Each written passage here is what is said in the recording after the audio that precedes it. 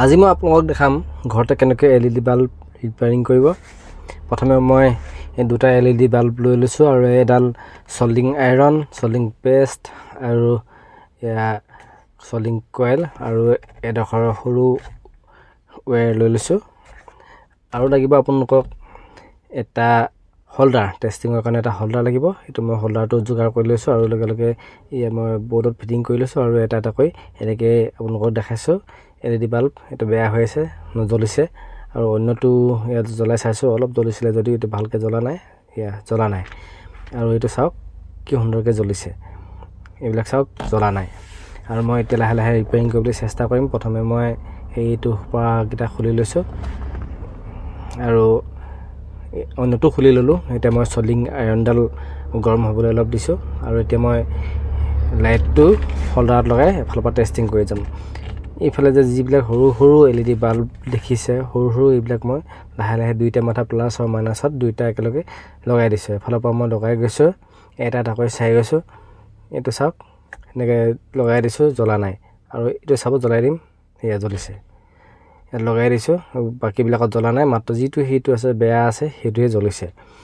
অন্যটো মই বাল্ব তেনেধৰণে ল'ম, তেনেধৰণে লোৱাৰ পাছত মই অন্যটো চেক কৰি যাম। এইটো মই চিন দি লৈছোঁ, কোনটো বেয়া হৈছে এইটো চিন দি মই একাষৰীয়াকৈ থৈ ল'ম আৰু আনটো মই এনেধৰণে লগাই চাইছোঁ। লগাই চোৱাৰ পাছত মই এফালৰ পৰা এইটো টেষ্টিং কৰি যাম। এতিয়া চাওক এফালৰ পৰা টেষ্টিং কৰি গৈছোঁ, জ্বলা নাই, এইবিলাক জ্বলা নাই।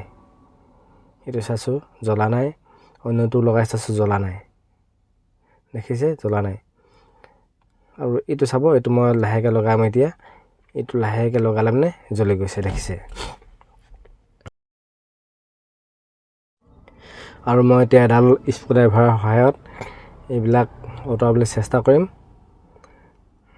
চাওক এয়া মই ভালকৈ ল'লোঁ আৰু এটা স্ক্ৰুড্ৰাইভাৰৰ দ্বাৰা কোনটো মই বেয়া হৈছিলে সেইটো মাৰ্কিং কৰি থৈছোঁ। এই মাৰ্কিং কৰি থোৱাটো মই ধুনীয়াকৈ চাফ কৰি লৈছোঁ, দেখিছে এয়া মই ধুনীয়াকৈ চাফ কৰি লৈছোঁ। আৰু আনটো বাল্ব যিটো বেয়া আছিলে মই মাৰ্কিং কৰি থোৱাটো মই এনেকৈ ধুনীয়াকৈ এইটো চাফ কৰি লৈছোঁ। আৰু মোৰ চল্ডিং আইৰণডাল গৰম হৈ গ'ল আৰু মই পেষ্টটো অকণমান লগাই ল'ম ইয়াত, দেখিছে এয়া মই পেষ্টটো লগাই লৈছোঁ ধুনীয়াকৈ।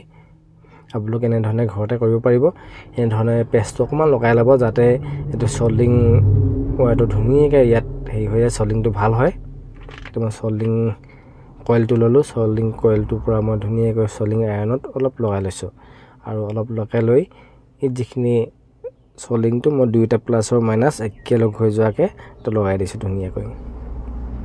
যিহেতু চল্ডিং আইৰণডাল ভালকৈ গৰম হোৱা নাছিল, অলপ ভালকৈ লগাবলগীয়া হৈছে। আপোনালোকে ভালকৈ গৰম হ'বলৈ দিব চল্ডিং আইৰণডাল, যাতে খুব ধুনীয়াকৈ চল্ডিং কৰিব পাৰি। এইটো অলৰেডি হৈ গৈছে আৰু অন্যটো মই তেনেধৰণে অলপ চল্ডিং কইলটোৰ পৰা অলপ লৈ এইটো লগাই দিছোঁ। চাওক এইটো ইতিমধ্যে হৈ গ'ল, দুইটা হৈ গ'ল। আৰু মই এতিয়া এই দুইটা মই চেক কৰিম, চাব হৈ গ'ল। এয়া মই হোল্ডাৰটো ল'লোঁ, হোল্ডাৰটো লৈ লগাই দিছোঁ, সেয়া চাওক জ্বলি গৈছে। আৰু এইটো হৈ গ'ল আৰু অন্যটো লগাম তেনেধৰণে চাব, আৰু এয়া জ্বলি গৈছে চাওক।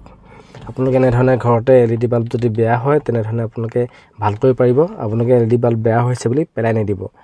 আৰু এনেধৰণে খুব কম খৰচতে আপোনালোকে এই LED বাল্ববিলাক ৰিপেয়াৰিং কৰিব পাৰিব। আগলৈও এনেধৰণৰ ভিডিঅ' পাই থাকিবলৈ চেনেলটো ছাবস্ক্ৰাইব কৰিব আৰু যদি ভিডিঅ'টো ভাল পাইছে তেনেহ'লে লাইক কৰিব আৰু কমেণ্ট কৰিবলৈ নাপাহৰিব।